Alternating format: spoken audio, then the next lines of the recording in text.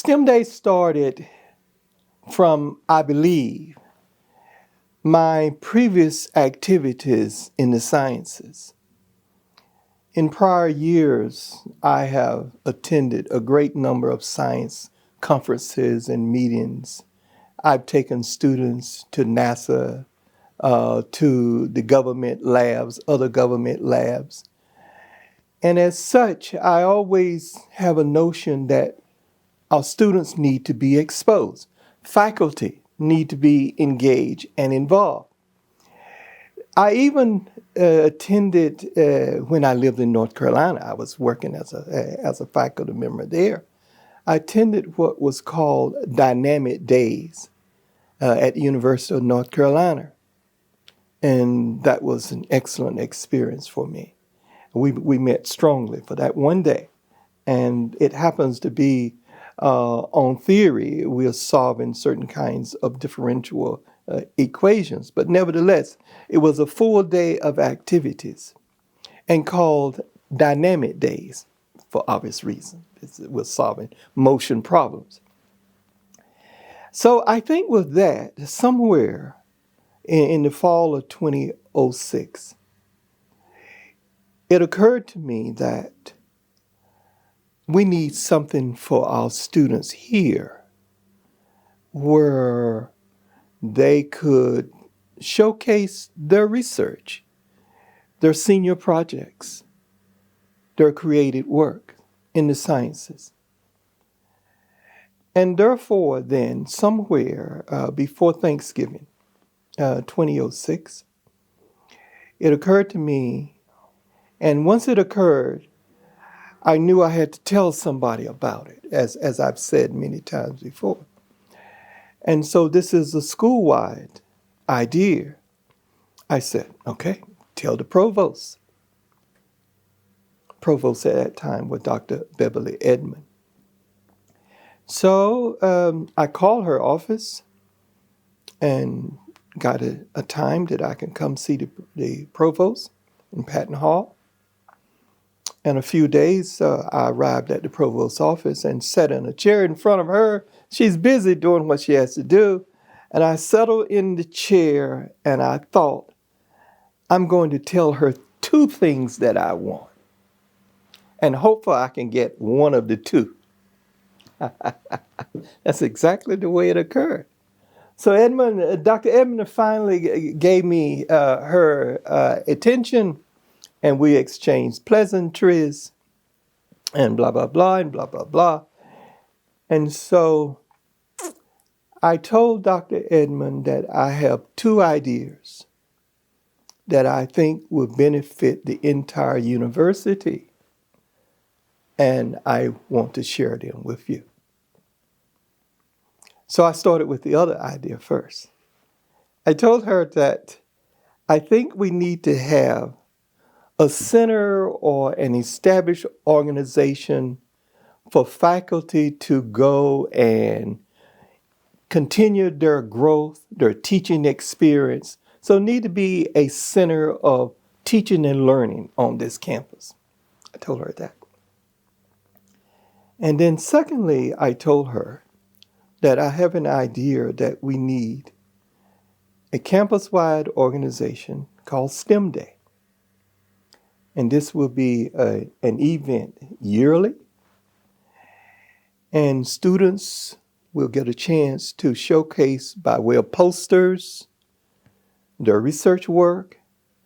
Faculty will be engaged as mentors to help them with their work. Other faculty and staff would organize STEM Day, prepare it to occur, and therefore it would be a win-win-win for these individuals. And it's a win-win for the university too, because it does exactly what we need to do. We need to educate our young people, have them to share what they have already done, and help them get ready here in a friendly environment for when they make a presentation, say at the Alabama Academy of Science, of the National Chemistry Organization. So locally, we will work to get the students ready. I told her that. And she looked at me rather keenly. And she did not hesitate one moment to respond in a positive way that I think both of those are ideas that we can work with. Those are good ideas. And lo and behold, there is a center on this campus now for teaching and learning. I did not engage in that anymore, but Dr. Edmonds established that center within a month. Whether my comments had anything to do with it or not, I will never know and don't need to know. But it exists. I have presented at that center. Faculty members are there. And it's that center now that controls, I don't know the name, but it controls all of the online teaching. It is a part of that center now. And also, when I left Dr. Edmonds' office on that day, she told me that we can move forward with this idea. I felt very good that the notion that she did not reject the idea, but embraced it rather enthusiastically. So I walked back to my office here in Chamber Hall, feeling pretty good that we had the provost agreement, the provost support. You know, nothing like the provost support, because when the provost can make it happen with the president, if the president is release hesitant, the provost is the principal person here as for the day-to-day organization of the campus. So I came back feeling pretty good. And then, so I called the first meeting of STEM Day organization somewhere before Thanksgiving of that year, 2006. And we met in the physics library. And a number of my colleagues were here. And Dr. Edmond came to that meeting. The provost came herself. But that's pretty good. The provost interrupted her schedule to come and see how we were going to begin this structure on this campus. So there it is. So the rest now is the way STEM Day has unfolded over the years. So the first STEM Day was in spring 2007. I chaired the first STEM Day with Dr. Stewart, who was here as the associate provost in those days. Dr. Stewart and I chaired the first STEM Day. And I chaired the second STEM Day, myself and Dr. Verghese in food science. And from that point on, there has been a STEM Day each and every day. COVID-19 interrupted us 2020. But other than that interruption in 2020, to my unknowing at the time, but to my delight and pleasure, the faculty are busy. You know what I mean? Faculty have no extra time for anything, but the faculty take time each year to organize this meeting and no extra pay. You see what I mean? Which means then that STEM Day means something significant to them, that they would take their time to organize it, advertise to get abstracts, proofread the abstracts, encourage the faculty to continue to mentor students. Faculty have to mentor students help them write up their abstract, write up their posters.